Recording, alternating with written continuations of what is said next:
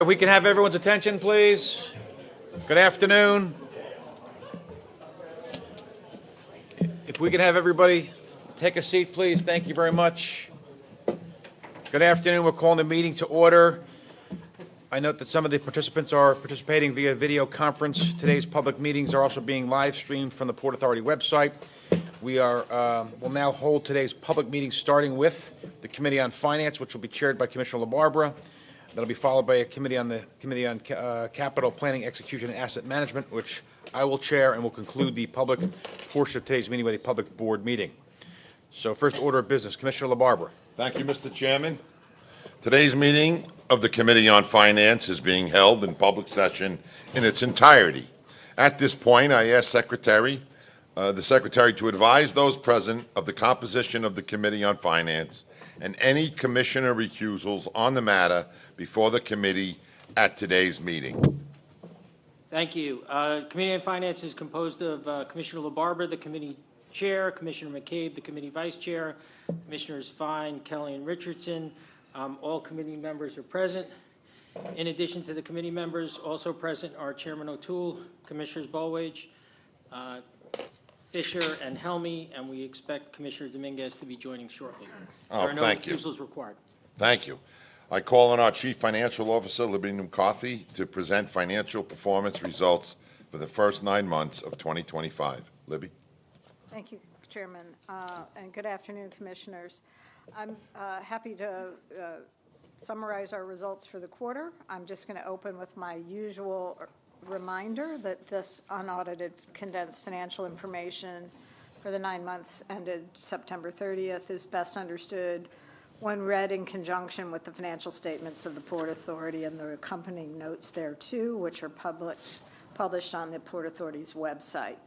In addition, I also want to note that these results that I'll be reporting were prepared in accordance with our bond resolution, which is the basis of reporting that we use to set our budget, and is also included in the unaudited condensed financial statements prepared on the basis of generally accepted accounting principles, both of which will be published on our website later today. Overall, the Port Authority achieved very strong financial performance during the first 9 months of the year. Net operating revenues totaled approximately $2.2 billion during the first 9 months of 2025, which was $178 million, or 9% higher year over year, primarily due to higher revenues at our facilities, which I'll discuss more fully later. When compared to budget, net operating revenues for the 9-month period was $31 million, or 1% higher than budget. First, I'll start with an overview of our year-to-date activity at our various facilities. To orient you on this slide, the green line corresponds to activity during the current 2025 9-month period, and the yellow line represents the same period in 2024. The slide on the left shows aviation passenger activity, and the slide on the right is tunnels and bridges activity. First to aviation, despite some of the more recent challenges, particularly at Newark Airport, the Port Authority's airports continue to experience strong activity near the record-setting volumes that we experienced in 2024. More than 107 million passengers traveled through our 3 major airports during the first 9 months of the year. Total passenger volume was approximately 2% lower than 2024 for the period, and 5% lower than planned, which was mostly attributed to the flight reductions mandated by the FAA as a result of its ongoing staffing challenges and technology issues at Newark Airport, as well as the impact of the leap year, adding 1 additional travel day to February of 2024. I will note, however, that activity at the airports in August set new records, as shown in the circle in the chart attached. Moving on to our bridges and tunnels, a total of 91 million vehicles utilized our crossings during the first 9 months of the year, which is less than 1% below 2024 levels, and was approximately 1% lower than planned. The year-over-year decline in traffic is attributable as well to the combination of the leap year in 2024, which added the additional day of travel, as well as more severe and frequent winter storms during the first quarter of this year.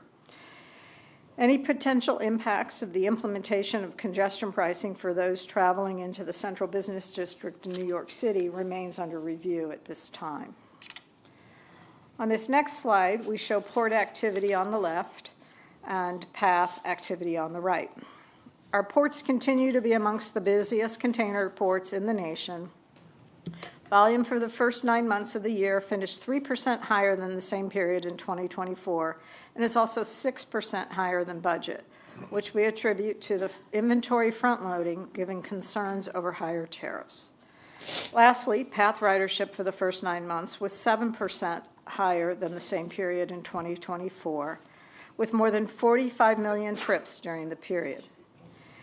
Note that the dip in ridership during February of 2025 was primarily due to the 2024 leap year, as well as the closure of the Hoboken station during the month-long construction improvement program. Path ridership for the first 9 months of 25 is currently 3% higher than budget. This slide shows the breakdown of our gross operating revenues for the first 9 months as compared to the same period in 2024 and also as compared to the 25 budget.